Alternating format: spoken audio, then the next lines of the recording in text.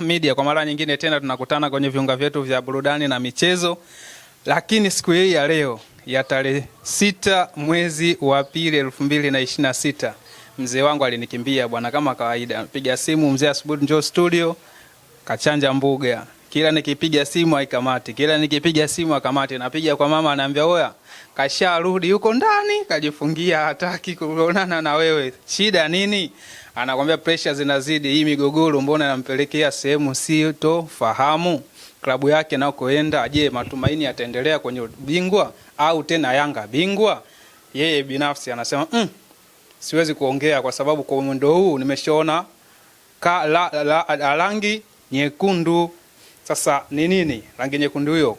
Ubingwa kwao basi. Rangi nyekundu hiyo, Simba migogoro hii itakuwa bado inakuwa endelevu mpaka itapofikia hatua ya kukutana na mtani wake, hajui. Mimi na wewe pia hatufahamu. Kikubwa zaidi tumsikize mzee Said. Ila cha msisitizo, wewe ambao subscribe nao uweze kupata habari na burudani za kimichezo. Pia tunapatikana social media, Facebook, Instagram na TikTok. Andika tu @Chapesa Media, unapata habari za kimichezo muda wowote, saa yoyote. Nipo na mzee wangu mzee Said mbele, mnayemuona katulia, akawa mnyonge. Nimemtimbia tena huko alikojificha. Siku ya Simba anatoa goli, wanashinda, wanafunga goli 2-2 zidi ya Experience, na leo nimemtimbia kajificha kwenye chocho yake. Mzee, habari bwana? Salama. Mambo anasemaje? Poa. Wema lakini. Kwema. Umekuwa mpole kwanza. Shikamoo bwana. Marhaba. Kwa nini umekuwa mnyonge mzee Said?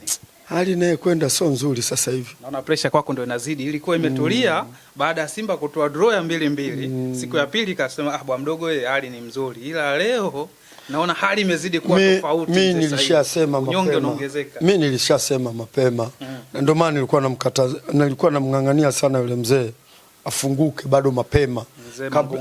Kabla ligi haijasogea. Kenda kufumuka sehemu sio nzuri. Yani sehemu ambayo imeshaleta shida. Hali imekuwa sio. Hali imeshaleta. Kikubwa zaidi mzee Said, jana ma-influencer wa Simba walikaa katika press yao. La kwanza lililokuwa limeongeleka na kubwa zaidi, wamempa masaa 72 mwekezaji wa Simba Sports Club Mo Dewji. Masaa 72, hatukuhitaji kwenye klabu. Wewe ndio Mungu wewe unayesababisha timu yetu iende tofauti. Mwenyezi Mungu tunusuru. Si mangungu. Tunusuru. Mwekezaji ndio sababisho. Mzee Said, hiyo unalizungumzia? Mimi nasema Mwenyezi Mungu atunusuru. Kwa lipi sasa hili linalotokea? Hii yote hii ni uongozi wa upande wa wananchi. Uongozi wa upande wa wananchi hawakuyasema mapema. Wanakuja kusema kitu kimeshaharibika. Na mimi niliwahi kukwambia. Ndio. Jipu litakuja kupasukia pabaya. Sasa jipu limeshapasuka, sasa linapotafuta usaa utokee wapi? Nishakwambia mapema. Hii hali sio. Wao wanasema kwenye mtazamo wao walivyochunguza na kujaribu kufuatilia, Mangungu hana shida. Hata mimi nilishakwambia Mangungu hana shida. Mimi nilikuwa namchokonoa atoke kule. Unajua siku zote shimo lenye nyoka, wewe chukua tu diesel au petroli, nenda kamwagie pale. Mwagia mafuta. Wewe mwagia tu kwenye lile shimo. Alafu mpaka mjusi atatoka. Ushanielewa? Leo kwa mule ndani anachoma. Lazima atatoka kwa sababu ile ni sumu. Na sumu ile alikuwa kaibeba Mangungu. Ndio. Mangungu angeitapika sumu hii mapema, haya yote asingekuepo, na ndio maana nilikuwa nangangania na Mangungu tu. Sababu Mangungu ndio mwenye zamana ya huu mpira wa Tanzania, wanani wa Simba. Simba ndio, Simba Sports Club, yeye ndio mwenye zamana, yeye ndio iko chini yake kubwa. Sahihi kabisa. Sio, unanielewa? Nakuelewa mzee Said. Shida kubwa iliyopo, hili nalo ni tatizo. Hii nayo ni zesheni tunaita. Zesheni. Watoto wa mjini wanasema zesheni. Hii ni zesheni, kukumbatia wahuni. Wapi sasa wahuni? Sawa kabisa. Mo kapewa timu kisheria. Sawa. Kinini? Kisheria, kimikataba kabisa, wamekaa kwenye tena kwenye makaratasi. Huku upande huu wa huku Simba, upande huu wa huku Mo, upande wa katikati serikali. Serikali inamtambua Mo kama ni mwekezaji wa Simba. Ndio. Wanachama wanamtambua Mo kama ni mwekezaji wa Simba. Ndio. Hivyo wanaelewa maana ya mikataba hawa? Make msiende kukaa kwenye vyombo vya habari maiki nyingi pale mkaona kwa kwamba sasa si ndio tunalimaliza tatizo, kumbe ndio mnazidi kuuwasha moto. Haya maneno sio ya kuongea sasa hivi kwenye vyombo vya habari. Yatakiwa subiriwe kwanza. Lisubiriwe jipu, liendelee kutengenezwa taratibu, likamuliwe kwa utaratibu, lisilete uchungu, lisilete madhara. Haya mnayoyaongea yanaletea madhara Simba. Huyu katokea kaongea huku, huyu katokea kaongea huku, huyu katokea kaongea huku. Swala liliopo, ndo maana siku zote nasema hivi, Mo anaitwa, Mo si mwekezaji. Sisi ndio wenye timu. Bana Mangungu si tunaomba mkutano wa dharura. Nyinyi wanachama. Naongea na mwenyekiti. Au mwenyekiti tuitie mkutano wa dharura. Sisi zinafuatwa nini? Ansadi. Ndio sheria zinafuatwa. Sheria si zinafuatwa. Jamani tunafanyaje hapa? Mwiteni huyu mwekezaji wetu aje. Ndio. Kwa utaratibu kama mlivyosema bwana Mo, si tunakupa timu yote. 100% zote za kwako. Serikali ikasema hapana. Serikali ikasema hapana, ilikuwa ina akili. Haya yatakuja kutokea. Sawa sawa. Vurugu hizi zitakuja kufanya nini? Kutokea. Zitakuja kutokea. 50% chukua wewe. Chukua 52, chukua wewe. Serikali ilikuwa ina maana nzuri, sio kama ilikuwa wajinga, na ndio maana nakwambia hivi, serikali inamtambua Mo. Mo yule akikimbilia mahakamani wote tunakimbizana hapa. Akienda kutoa malalamiko yake kwa hizo hoja za jana. Shehe, Simba kaichukua kwa makaratasi maalumu. Sio kama mmekuja tu mmepeana kihuni. Yaani unavyoona mimi mkataba nilionao leli na serikali. Lile shirika ni la umma. Kwa hiyo mimi nipo pale kwa mkataba, natakiwa nitimize mikataba matakwa yangu 1, 2, 3. Kwenye ule mkataba ambao ule kwenye ule mkataba kazi zako upitie njia gani? Ndio maana yake, na ndio sheria inavyosema. Yule ni mwekezaji, ana haki zake na yeye pia mule ndani ya Simba. Kwa hiyo huwezi kwenda kumkurupusha. Nisikilize.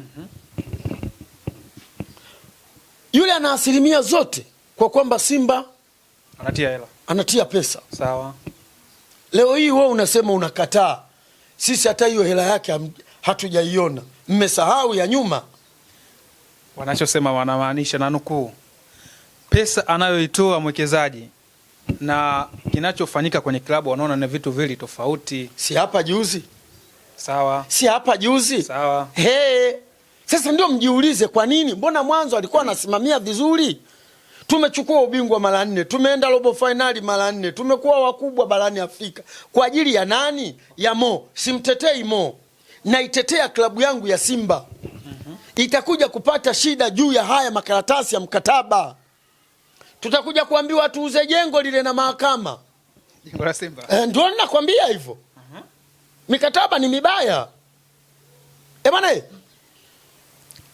kuna mchezaji mmoja sitaki kumtaja jina, alikimbia hapa Tanzania. Akaenda South Africa kwenda kucheza mpira. Ana mkataba na timu huko. Lakini kadanganywa wewe nini, huyo kakurupuka kaenda kule. Wakamwambia hivi, kweli si tunakuhitaji na unafaa kabisa kuchezea Simba. Kuchezea timu yetu. Lakini sasa tupe document zako ulizotokea kule. Hana. Yeye katoka kienyeji bila. Si ndio haya watu wanaenda kukaa kienyeji na kwenda kumuongelea mtu mwenye mikataba? Julia anasema hivi, upande wa mwekezaji watupishe. Sahihi. Umenielewa? Ndio. Yule si anajua. Na yule naye walishamkurupusha ukati yeye wale of Simba wale wale wamo mule wanamhujumu mwenyekiti wa Simba ambayo ndio alikuwa Lage. Huyu alikuwa kocha msaidizi, kocha mkuu alikuwa na Kibadeni. Ndio. Kwa hiyo yule anawajua na ndio maana anaenda taratibu. Juliwa na hasira anafikia anasema kocha ajui Kiingereza ndio maana chanzo cha kutoka. Hiyo yote hiyo sawa. Kwa hiyo kila mmoja na lugha yake. Kila mmoja na lugha yake. Sisi wa Bantu tuna lugha yetu ambayo ndio Kiswahili. Wa South Africa wana lugha zao. Tena wenzetu wale bado wana ubaguzi. Mwingine unakuta anaongea Kiingereza, mwingine unakuta anaongea Kizulu, mwingine anaongea Kisandawi. Maana kule kuna Wasandawi kule. Mwingine anaongea Kisandawi. Nchi nyingi zilizotuzunguruka ndio zinavyoishi, lakini sisi lugha moja. Lugha moja tu tunayetumia. Lugha moja. Tunatumia lugha moja tu, Kiswahili. Kokote unakoenda Kiswahili. Sasa hivi serikali imeamua kabisa. Zamani watu walikuwa wanasoma hukumu kwa Kiingereza. Sasa hivi hukumu inasomwa kwa Kiswahili. Kwa sababu lugha yetu ya taifa lugha yetu ni hii moja ya taifa, Kiswahili. Sasa hawa wanakuwa na lugha chungu mzima. Inawezekana akawa kweli yule hajui. Umeona? Kwa hiyo hawa vijana walioenda kukaa pale juzi, jana wale wanaizika Simba kwa midomo yao. Hawajaitetea Simba, wanaizika Simba. Mo anatambulika na serikali, Mo anatambulika na kila mtu kwa kwamba yule ni mwekezaji kisheria. Huwezi kumwambia masaa 48 toka. 72 sijui toka. 72 atoke, anaenda wapi? Wao walichoongea na nukuu pia, wanachokizungumzia kuwa mwenyekiti hana shida. Shida iliyopo kwa huyu, kwa nini anaenda kushtumiwa mwenyekiti? Ikiwa inajulikana aliyekuwa anamshtu. Sikiliza, unajua watu wasizungushe maneno jamani. Yaani kona zinakuwa ziko nyingi, kona ziko nyingi. Hata ye mwenyewe Mangungu kwani yuko sawa sawa? Ana mapungufu yake Simba. Mapungufu yake kulea maubovu, kulea maovu kama haya. Kumbe wewe unahangaika mpaka unaenda kukopa hela za usajili. Timu ina mwekezaji. Yanga walikuwa wanahangaika wanachukua wachezaji wa hovyo. Walikuwa hawana mwekezaji. Na viongozi wao, Mshindo Msola alitoka katika vyombo vya habari akasema, jamani, sisi tunatembeza bakuli ndio tunafanya usajili.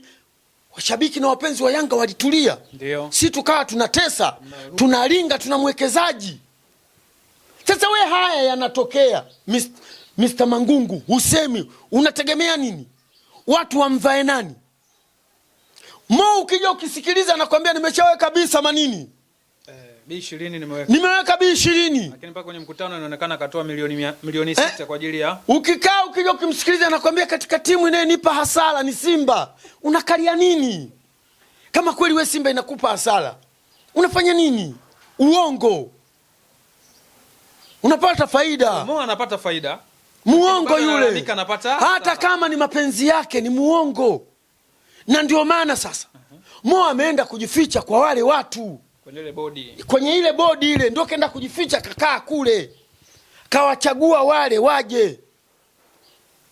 Mimi nikuulize swali dogo, timu tuliokwenda nayo finali ya kombe hili dogo shirikisho nitajie mchezaji mmoja tu aliyobakia. Yupo nani? Mpanzu yupo. Mpanzu kaja dirisha dogo. Sawa, ndio naye ameenda. Kaja dirisha dogo. Haya basi Kapombe. Yaani wale waliosajiliwa kabisa. Kapombe hakutaka kuondoka. Alikuwa bado ana mkataba. Na Kapombe sio kama yani haipendi Simba. Kapombe anaipenda Simba kweli. Bado yupo Kibudeni. Umenelewa? Haya, huyo Kibudeni alisumbua, alitaka kuondoka, akaenda kule akagonga mwamba akarudi. Si wote tunawajua. Ila wale wapendwa kina Mavambo wote wameondoka. Sasa kwa nini nimekwambia hivyo? Wale ndio wanaofanya biashara ya wachezaji. Na wale ndio wanasajili. Bodi ya kurugenzi. Ndio manake, na wale ndio wenye hela. Na ndio maana nikawaambia hawa watu hatari. Si umeona? Sasa wale mabwana wameenda kukaa kwenye frame yao ile. Kwenye press yao. Kwenye press yao, mkutano wao ule. Magoli katoka na nini? Na uharaka. Analiomba jeshi la polisi lifanye nini? Liwachukulie hatua. Tumefikia huko. Sasa we maana yake nini pale? Wewe unaweza kaelewa maana yake? Bado jibu kwangu mimi ngumu. Sasa tutulie. Nyamaza hivyo. Wale wamesema magoli kakurupuka, taarifa kwa umma. Na aliomba jeshi la polisi liwachukulie wale hatua. Kwa sababu ule mkutano hautambuliki. Wametumia logo ya na wale wamevaa jezi. Wewe sasa unataka nikuulize. Wewe JB hatambuliki? Hatambulika. Tena Dr. Mo hatambuliki? JB anatambulika kwa mambo mawili. Ngoja nimjibie JB. JB anatambulika kwa mambo mawili. Ndio la kwanza. Na la kwanza? Kwanza ni mwanachama. Pili ni mwenyekiti wa wasemaji Tanzania mzima. Umeelewa? Ndio sawa. Ma-influencer wote na wasemaji wote, yeye ndio mwenyekiti wao. Au ndio mwenyekiti wetu tuseme kwa vilabu wote. Kwa mimi namjua kwa hivyo. Sasa leo hii magoli anasema ule kile kikao akitambui. Akitambui vipi? Kwa sababu wamemsema mwekezaji au kwa sababu kitu gani? Mpaka useme wale mimi siwatambui.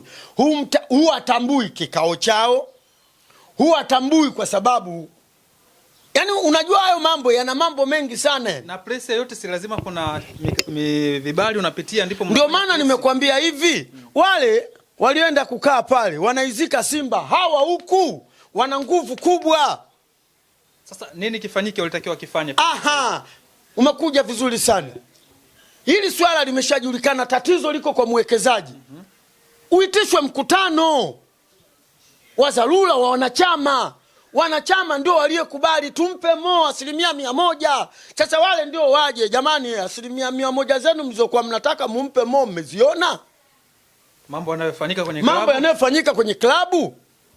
Kwa sababu wewe ukija na la kwako na huyu naye anakuja na la kwake na huyu naye anakuja na la kwake. Vugu mechi yani, huyu akasema hivi, yule kasema hivi, huyu kaongea hivi, huyu katapatapa huku, huyu kaifia huku. Hamtengenezi, mnazidi kubomoa. Sawa sawa. Magoli katoa uharaka. Wale watu wakamatwe. Kesho na kesho kutwa wanakamatwa. Inaleta taswira gani hapo? Tayari kuna utofauti kati ya mwenyekiti, bodi ya mwenyekiti. Lakini ukumbuke wale ni wanachama waliokaa pale. Na wote wamesema na wenyewe wana haki na ile klabu. Na wana uwezo wa kuongea jambo lolote. Sio, unanielewa vizuri? Kwa hiyo wale wameshakosea, wewe nawe sio tena unaenda kuwasha moto. Pale Magoli kawasha, yani anataka kuwasha moto zaidi kwa sababu wana nguvu ya kipesa. Mimi sikufichi, nakwambia ukweli. Na ndio maana nikwambia hivi, mimi naogopa kwenda kwenye friji. Jokofu litatuhusu. Naweza kwenda kukaa. Sasa kama hivi wale wamekaa wanamwambia tu Mo bwana ndani ya masaa 42. 72 utoke. Pia wamefikia taarifa kwa umma. Pia wamefikia kusema hata kama kuna deni alile alilolitamka B87 wao hawalitambui, akae na bodi yake wakurugenzi, ile imetoka imeenda kule, wale bodi ya wakurugenzi pia hawajui. Na wale wameongea vile kwa uchungu na klabu yao. Sio, umenielewa? Ndio. Na uchungu kwa klabu yao. Na klabu yao. Magoli sio mtu akwenda kusema maneno yale. Hakutakiwa taarifa taarifa ya umma ya nini? Nyinyi mko na bodi. Nyinyi mko na mkurugenzi. Nyinyi mko na mwekezaji. Hawa wamesema ndio. Tena nyinyi mlikuwa mnatakiwa mkae kimya. Tufanyeje? Tulimalize hili tatizo. Yaani ukisikia migogoro ndani ya vilabu ndio hii. Lakini sio masuala ya kwanza kupeleka. Yaani katika klabu, yaani katika vilabu vyote Tanzania, klabu cha kwanza kupeleka wanachama na wapenzi wa Simba polisi ni Simba. Kwa nini? Yaani ile timu wameihozi kama imekuwa kama mali yao. Kwenye nguvu huku. Kwenye nguvu huku. Wameihozi ile timu. Na mimi nilikuwa ninayajua tangu muda mrefu. Unawaondoaje wale? Leo hii wanasema bora try again haja wa mwenyekiti wa Simba. Yale ametoka yule, ametoka huyu, unamrudisha huyu. Yaani ile slogan yote unataka. Kwa hivi ngoja nikuulize. Hivi hawa watu wanaofanya kazi kwenye mipira waga hawana ukustafu? Sema miaka 60 amefikisha basi astafu aende akapumzika. Aachenzie. Waje wengine tena na wenyewe waje wafanye kazi. Sijajua ila nategemea. Kumbe iko serikalini tu. Hii na wenyewe wapitishe katiba. Ukifikisha miaka 60 ustafu kwa mujibu wa sheria. Miaka 55 kwa hiari yako mwenyewe. Sasa Simba nani pale kafika 60? Hii hata pale wote wale wote wanaoiongoza Simba sasa hivi uko nao sawa wale? Najaribu kuuliza wote watu wazima wale. Washafikia kustafu wale. Mangungu wote wale wameshafikia kustafu, wastafu. Waachie vijana. Waachie vijana wote. Sio Mangungu tu peke yake, hata huko upande wa mwekezaji. Yaani wafikie tu sehemu wastafu kwa kwamba sasa sisi tumeshaiongoza Simba mpaka hapa tulipofikia na sisi tustafu kwa mujibu wa sheria. Tukae pembeni tuwaachie vijana. Mbona kina Shindo Msola wameondoka wamewaachia vijana Yanga?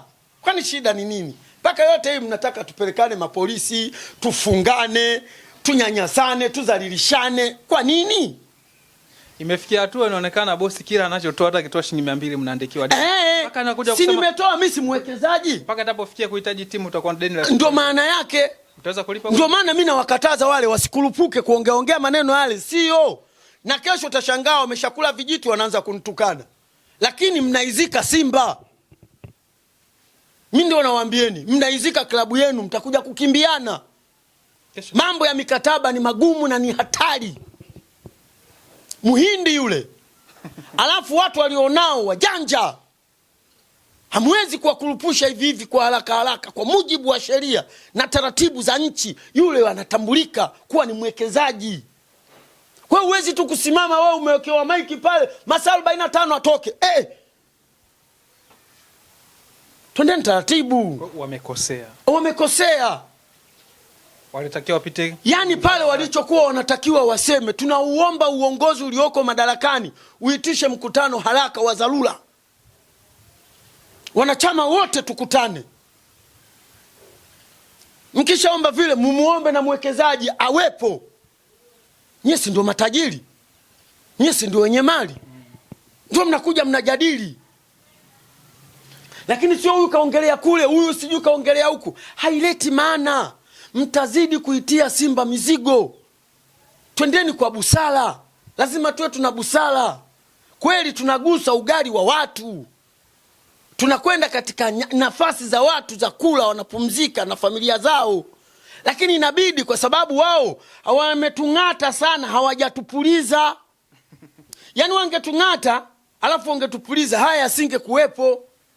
Lakini wao wamengata, wanang'ang'ania tu, wanangata, wanagabua, wanapeleka kule, wanaenda, wanarudi, wapo hapa. Sasa na sisi tumeshashtuka. Julio kakaangu anasema kuna watu wanamtukana. Hakuna mtu anayemtukana. Watu tunamwambia tu kweli. Ulikuwa wapi Julio? Yote anapiga kelele muda wote. Kumbe kuna mambo unayajua.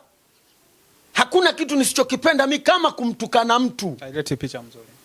Kwanza wewe mwenyewe unajidhalilisha. Hata sheria yetu Tanzania iruhusu. Kwa nini umtukane mtu? Tuambizane kwa hoja. Tukubaliane kwa hoja. Bwana wewe hapa umekosea. Siku moja mimi niliongea katika chombo kimoja cha habari kwa kwamba watoto wao wanapewa muda wa kucheza. Nafikiri na nilirudia tena na nilirudia. Nataka niwathibitishie kwa kwamba hivi vitu vinahitaji akili na kutulia sana kumfikiri mtu kaongea nini. Niliwaambia hivi, hawa chakina Chasambi, cheto wananiuma sana. Chasambi mchezaji wako pendwa. Chasambi kale kadogo. Balua na yule mtoto mwingine yule namba 9 yule alichezea kwenye timu ya taifa ya vijana. Wanamuita nani yule? Wanamuita nani? Noma. Valentine Noma. Acha Valentine Noma. Valentine Noma yule si mgeni? Yule mgeni. Afu ile beki namba 3. Kuna mtoto mmoja tulimchukua sisi kutoka ile timu ile ya dhahabu ile kabla haijashuka ya Godi. Alikuwa anafundisha kuna mtoto mmoja pale alikuwepo striker pale. Simba wakamchukua.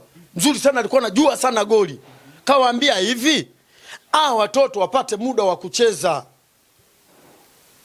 Huu muda wakipata wa kucheza, watoto hawatoweza kupotea. Wataendelea kuwa juu. Watu wakatoka bwana. Tena sio watu, mtu akatoka. Akasema yule mzee kichwa chake kimeganda. Ubongo wake kichwa kinaweza kikawa kikubwa lakini kichwa ndani yake kaa kumeganda, ubongo umeganda. Ubongo umeoza. Haya mimi nimuulize ubongo wangu umeganda, wale watoto wako wapi? Hata kusikika wasikiki. Hawapo kweli. Sio japokuwa Chasambi bado yupo Simba lakini tofauti ndio Chasambi yule mama. Ndio Chasambi yule. Nini? Benchi na lenyewe linaua. Nikaja nikasema hivi, Simba hii ya safari haitopata chochote. Mtu mmoja akasema yule mzee ana kichwa kikubwa lakini akili zake hakuna. Tunafungwa na uloya, sijui tunafanyaje. Haya mmefanya nini? Mmefanya nini? Mimi sina kuuliza wewe mmefanya nini? Leo hata point mnakaa mnahangaika, point moja mmeshangilia. Ndio kawaida ya Simba. Mzee Mangungu kafikia hatua akasema hivi, mwenyekiti, kuwa anasikia migogoro yenu, maoni yenu, lakini yeye muda wa kutoka bado, kwa sababu aliochaguliwa wewe na wanachama wa Simba na bado uongozi wa Simba una imani na yeye. Sawa, sina watu wameshatoka. Kabla hajasema watu wameshamsemea. Yeye anamalizia. Yaani yeye kama vile anasiliba. Anamaliza kusawazisha. Yani anafanya kusawazisha. Watu walishamsemea. Juzi wamekaa watu kwenye Frensi, wameenda wamekaa wamesema mzee alitaka kujiuzulu, watu wamemwambia asijiuzulu. Abaki. Kwani si kuna mtu amekataa aseme Mangungu atoke? Si tulikuwa tunasema Mangungu atoke, tulikuwa tunataka aseme ubovu uliokuwepo. Si ule pale kauongelea kificho, lakini watu tulishagundua. Kodi kazitoa kimdani. Kodi kazitoa kwa sababu si watu wazima na akili zetu zinafanya kazi. Tumeshazigundua na ndio maana unaona tumegamia wapi. Lakini sasa tulikoegamia, tukumbuke kule tulikoegamia ni hatari. Tunatakiwa twende taratibu. Kisheria. Ndio. Na kama kweli Mangungu, yeye watu wanamhitaji, yeye ndio anatakiwa sasa aende nao ili vuguvugu. Ili kusudi Simba ikae sawa mikononi mwake. Yesi hayataki. Na sio yeye, lakini yeye si ndio mwenye dhamana. Basi kupitia migogoro hii mzee Saidi, unaiona Simba kwenye kinyang'anyiro cha hakuna chochote. Bado Yanga tena wanajisifu mpaka 2037. 37 Yanga. Mimi naondoka serikalini na hii ndio Simba inakaa vizuri. Tusipoangalia hili. Kupitia hii migogoro. Muhindi mtu mmoja mbaya sana, alafu nakwambia Muhindi yuko na watu. Wale watu hatari. Bana kuna watu wengine hawasemi lakini wamo mule. Hawasemi na ni hatari kweli kweli, wako kimya wanagonga taratibu. Upande huo mwekezaji. Huko kwa mwekezaji huko wanagonga taratibu mkaa. Afu wanajificha wanatulia. Wanagonga pale mkaa. Wewe unamlalamikia mtu mmoja kumbe kuna wawili wako huko. Kwa mfano, siku moja niliwahi kukwambia kuhusiana na Richard Wambura, alikuwa mwenyekiti wa Simba. Akasema wale wote wanaotaka kusajili wachezaji walete fedha kwenye klabu ya Simba, kwenye uongozi wa Simba. Simba ndio itasajili wachezaji. Huku niuliza maana yake ilikuwa nini Wambura? Nataka utoe sasa maana nini tupate. Hata watu wenyewe wa Simba na wao hawakuuliza. Waliuliza, nilisahau mimi. Umenielewa? Alisema vile kukwepa kuhujumiwa. Alikwepa kuhujumiwa. Wewe si umemleta mchezaji wako? Yaani wewe umenisajili mimi. Mimi unanilipa mshahara, kula na nini. Sawa? Huyu huku naye kamleta mchezaji wake, anafanya shughuli zake na nini. Sasa tunafikia sehemu wewe unakorofishana na uongozi au wewe hamuelewani na uongozi. Wewe huwezi kunifuata mimi bwana wewe. Pale bwana pamekuwa paeleweke. Hebu chana chini ya kiwango chako. Achana na habari ya kufunga magoli. Mimi si ndio naye kulipa hela. Kaa pembeni. Wewe akikupanga cheza. Lakini usiweke goli. Ndio haya hapo kwa Mpanzu. Kwa tayari na washaanza kumtumia. Ukitaka waambie wale pale waseme Mpanzu ndio yule aliyekuja. Na Mpanzu je, mchezaji wa klabu au mchezaji wa mtu? Watoe majibu. So wanasema mimi mnafiki. Watoe majibu. Mpanzu wa nani? Kuna taarifa jana nimesikia baadhi ya wachezaji wa Simba wanakata gambe, wengine wana mashemeji hapa ndio maana viwango vimeporomoka. Ndio hayo naye kwambia. Kwani nakwambia nini? Kwani naanzia wapi? Sinaanzia huku. Kwa huku chini ndio kulikoanza sasa unaenda kuambia. Kwa hiyo tuna ruksa wenyewe pale. Huku. Lakini anayetakiwa pale kusimama ni nani? Kwenye technical bench kwa waya mambo msiyafanye au uongozi toka chini? Toka uongozi wenyewe. Huko chini. Hivyo unamuona engineers. Anawafuata mpaka wachezaji mpaka ndani ya vyumba anakwenda. Nini? Kuhakikisha. Anataka kukaa watu wapate starehe. Wewe ukisema mimi sio kazi yangu, kazi ya technical bench. Mnaenda ndio useme kwa kwamba mimi sio kazi yangu, kazi ya mke wangu kuwahudumia watoto. Sio kweli. Au kazi yangu mimi sio mimi kazi yangu kutafuta pesa, watoto mama yao ndio anawahudumia. Unahitajika wote muweze kutoa. Kupitia migogoro mzee Saidi tumalize na hili. Wewe upo upande wa mwekezaji au upo upande wa mwenyekiti wako Mangungu? Mimi? Mimi binafsi? Ndiyo. Mimi bwana siko kokote, niko kwenye klabu ya Simba. Kivipi sasa? Safi kabisa. Ndio ninachokipenda mimi. Mangungu kaja ataondoka, klabu ya Simba itakuwepo. Mo amekuja ataondoka, klabu ya Simba itakuwepo. Mimi nitaondoka, klabu ya Simba itakuwepo. Mimi nimeifuata klabu ya Simba, mimi sijamfuata Mo. Wala sijamfuata Mangungu, mimi nimefuata starehe katika klabu ya Simba. Wewe upo upande wa klabu. Mimi nipo upande wa klabu kwa kwamba wala kwa mwenyekiti wako Mangungu. Mimi siko kokote kule. Yeye kaja kuiongoza Simba, kashindwa, ataondoka, mimi nitabaki. Sijui umenielewa? Mimi nitabaki pale kuwa ni mtu halali ambaye naweza nikabeba hata mizigo ya Simba. Kabeba bwana, tusaidie mabegi. Bwana tusaidie kubeba mabegi, mimi nitabeba. Mwenyekiti mwingine. Mwenyekiti mwingine, lakini mimi nipo. Bado mwanachama hai, nipo na nalipia na nunua jezi. Lakini yeye atakuwa yupo kwenye mamlaka. Nini kifanyike kupitia migogoro hii? Nini kifanyike? Tutulie, tusikulupuke, tutaizimisha Simba chini. Tutaiua Simba, tutulie. Sasa kama inawezekana kutulia kwetu, tupeleke maneno yenye point kwa uongozi ulioko madarakani. Kiitishwe kikao maalumu, tuje tukubaliane na mwekezaji kuwa haya yanayofanyika, mishahara hailipi, pesa hamna, usajili shida, watoto hawana magurudumu ya kutembelea, viatu sijui nini, vitu vyote chungu mzima pale violezeshwe pale. Tukubaliane, halafu tumwambie kwa kwamba sasa kama unatengeneza management nyingine au kama unatengeneza bodi nyingine, hawa watu wako 1, 2, 3, wewe si ndio unayowaweka? Si hawa hatuwataki, tuletee watu wengine. Kama watu unawataka, basi tukubaliane, tuachie timu yetu kiustaarabu tu. Kama bado unawahitaji, tuachie timu yetu. Tuachie timu yetu. Kwa sababu wenye shida kubwa ni hawa, sio wewe. Na kama ni wewe na wewe umo, basi tuachie timu yetu kiustaarabu kabisa. Sasa kuvunja mkataba mtaweza mbesaidi? Maana kuacha lazima mkataba sisi tutampa masharti yetu. Na ile kwenye mkataba ilikuwa ana muda gani mwekezaji au ana muda? Yaani mimi nakwambia, sasa muda wewe si walisema tumpe yote tu aendelee miaka 100. Kwa hiyo mwekezaji hana muda pale. Walikuwa wanaiuza Simba ile. Ile Simba ilikuwa inauzwa na usipoangalia timu tunaweza tukauza ile. Hata Mahela Jeruti akishindwa, hata naangalia Jeruti naye kenda kutega moto, yani kenda kutega moto kwenye shimo, panya watatoka watoki. Tena jana kaenda huko Lion Sport miaka 5 sasa huko ndio afu Lion Sport inafanya vizuri huko. Sasa nyinyi kila siku mkutana na Yanga matatu mnarundumuliwa, wewe kalakasheni inaendelea tu. Wanafanya mchezo ni mchezaji gani bwana hana mkataba wa mwisho au mkataba wake wote wa kudumu? Kwani wewe tulichanganyikiwa sisi? Si tulichanganyikiwa na ile furaha. Si tulichanganyikiwa na ile furaha. Yaani kila ukiulizwa wewe kila ukiulizwa nani wewe mwache mpeni yote. Leo tumpe yote. Nyinyi chukue, mwacheni achukue, sisi tunataka furaha tu bwana. Tutanunua jezi, tutamuungisha jezi, tutafanya nini, tutaenda uwanjani.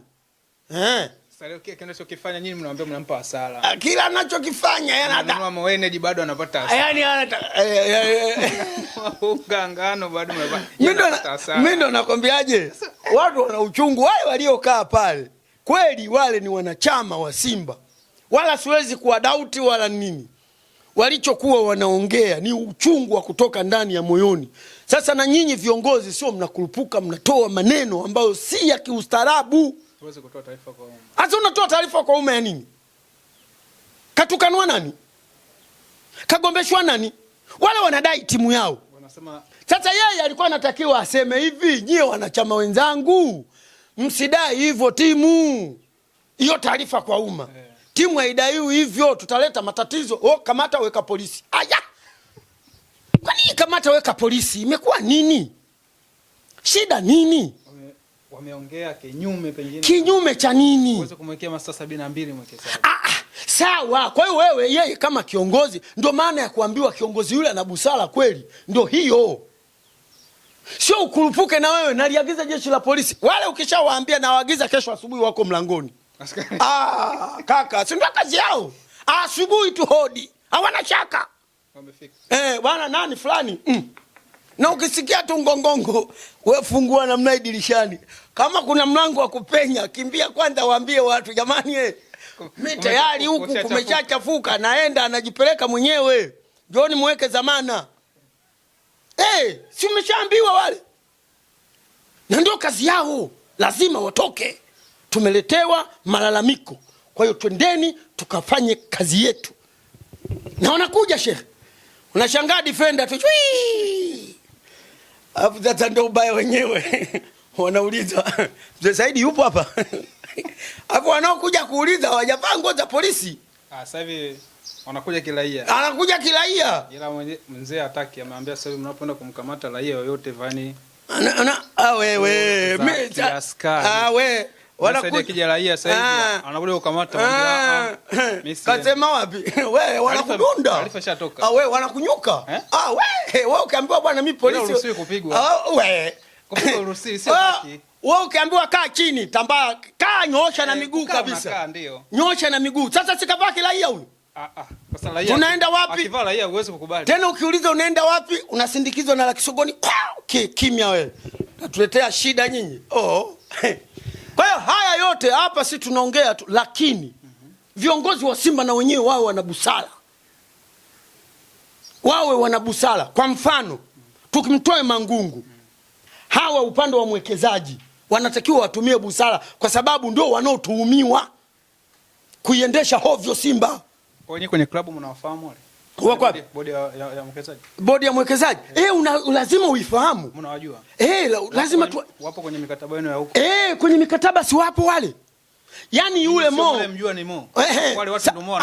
Yeye Mo si ndio anayewalipa wale? Kwa nini mnamjuaje? Sisi tunawajua, tunamjua Mo. Nyinyi mnamjua ni Mo. Wale wenye kitu. Ndio maana nimekuambia hivi, atakapoitwa Mo, mtu tutakaa kwenye makubaliano. Hawa watu wako hawa kama ndio umewaajiri wewe, si hatuwataki. Ndio nataka tujue hiyo. Wapo na kama umewaajiri wewe, sisi I don't know. This is coming to full van. Sisi yule si anajua Kiingereza. No Mo. I'm going to France in your home. Waende nyumbani wakapumzike hao. Miaka 50 na miaka 40 wanakaa wanafanya nini? Miaka 60. Miaka 60 hawa. Akili zinarudi? Akili zinarudi nyuma. Wanakaa wanasanifiana pale. Nilikwambia lakini mimi wewe nje ya kitonge. Nikwambia pale wale wanasanifiana. Mnataka nini? Kijomba kinamchungulia huku nyuma. Watu wanataka ubingwa. Mjomba kachungulia huko. Jamaa ana jezi. Jezi iko wapi? Watu wenye kiti. Lakini wewe mnamonea tu. Anachokizungumza yeye, anaingia kwenye madaraka kaikuta Simba iko renki ya 43. Mpaka sasa hivi Simba renki nafasi ya ngapi? Ya 5. Imeshaporomoka. Nafasi ya 5 imeshaporomoka. Bado hajatoa. Wewe kugongwa huko. Bado hajatoa. Subiri sasa. Bado hajatoa. Umeelewa? Kafu hajatoa. Yaani hicho kitendo, hebu ngoja, tunakuja hapo. Kitendo mimi kinanikela. Cha kugongwa. Sijui renki, hivi renki inakusaidia nini wewe? Lakini si hivi ngoja. Unaona wale nini wale? Nini wale? Ahali wale. Wakilikosa kombe mwaka huu, Sheikh mwakani wanalo. Sawa. Sawa. Hasa nyinyi mkikosa mwaka huu, mwakani ndio hamuingii tena. Tusubiri hawa sasa. Calculator mnasema mnaifanya wenda mkapita. Jamani, calculator hiyo ya yule nani yule? Yule mtangazaji yule nani yule? Yule nani yule? Yule nani? Yule mtangazaji anatangazaga na ngumi, wakishapigana watu wakipasuana, yeye ndo anakaa pale weka chubiri mini nani sio kile kifupi kile kinaitwa na wewe director ukijui kile yake linalitoka leseleta garadi mzee wa mananio bwana, jina lake limenitoka bwana yule ndo kaweka, na yule anatusanifu yule Yanga kwenye lile tangazo pale, alafu Simba wanacheza mpira, yeye anaweka jumlisha anaweka toa, anaweka kikokotoa, afu kikokotoa kinapita. Unaenda kukokotoa nini wewe kama sio kutusanifu? Tangazo gani lile? Hata afu tena anasema akifungwa yule, akitoa draw huyu Simba bado mwenyekiti jeshi hapo. Mimi nakuja kwa mwenyekiti. Kipindi yeye anaikuta Simba mapato kwa mwaka mnaingiza B5.3. Lakini sasa hivi mnaingiza bilioni 28. Ni yeye uongozi wake, ndani ya uongozi wake hayo yote mafanikio yanapatikana ndani ya Simba. Sasa hizo zinatoka wapi? Get collection au kuuza jezi au maana unatakiwa nivabadulie, zinatoka wapi? Mimi na wewe hatujui. Basi mwenyekiti tuishie hapo. Mimi siwezi kuizijibia hizo. Zinatoka wapi? Get collection. Tunauza jezi. mwekezaji anaweka mzigo pale, ndio maana tunapata faida hiyo. Katika usimamizi wake wa klabu, kuuza mchezaji kuuza mchezaji logo ya Simba inavyouzwa na imani na mambo mengine, huenda nahisi hapo. Haya bwana, baki mimi nikisema nichambua utasema mnaona mzee Saidi karudi kule kule anamchukia mzee Mangungu. Wewe simchukii mtu aliyezaliwa, aliyeumbwa na mwanadamu na Mwenyezi Mungu kama mimi. Unamchukia kwa sababu gani? Wako kweli binadamu wengine. Mtu anaweza kukuchukia tu kwa muonekano wako. Umepiga viwalo vyako vizuri mwenyewe, umekula denglis. Sawa, umekula denglis yako, umekula laba yako chini mwenyewe huko bling bling. Mtu atakwambia tu yule jamaa simpendi yule. Haumpendi kakukosea nini? Anajidai sijui. Anajidai, angalia alivyo. Kafanyaje? Kafanyaje? Ndio maana nilikwambia kuna wengine wanaloza nyati. Kuna wengine wanaloza simba, kuna wengine wanaloza nyoka. Yaani nyoka na wewe mkikutana namna ya nyoka anatamani wewe akumalize. Na wewe unatamani umuue nyoka. Kwa hiyo wote yaani wote ndio mko kwenye mvutano. Ndio maana watu wakakimbia wakasema nyoka jini. Uongo. Nyoka ni kiumbe kama kiumbe kingine tu. Sio jini. Sio jini lile. Bwana mzee Saidi anamaliza kwa kusema hivi, yeye binafsi anatoa ushauri kwa mainfluencer wa Simba wote, hususani jana vilifanyika press sehemu mbili tofauti, tawi la Magomeni na kwa mainfluencer au kwa huko msemaji wa mainfluencer wote kwa kina GB64. Jamani, nyinyi mmetoa taarifa vya kutosha, kinachohitajika ushauri wake viongozi waitisha hata mkutano ili jambo liweze kufikia mwisho. Hali hii ikiendelea Simba itakuja kujigawa. Je, wewe unayetazama, unayesikiliza, ushauri wako, maoni yako ni yapi? Dondosha komenti hapo, tutazipitia na tutashirikiana kwa pamoja. Hatuna la ziada. Nyuma kamera ipo director Shiz anashusha picha iliyokuwa imenyooka. Tukutane baadaye. Asanteni.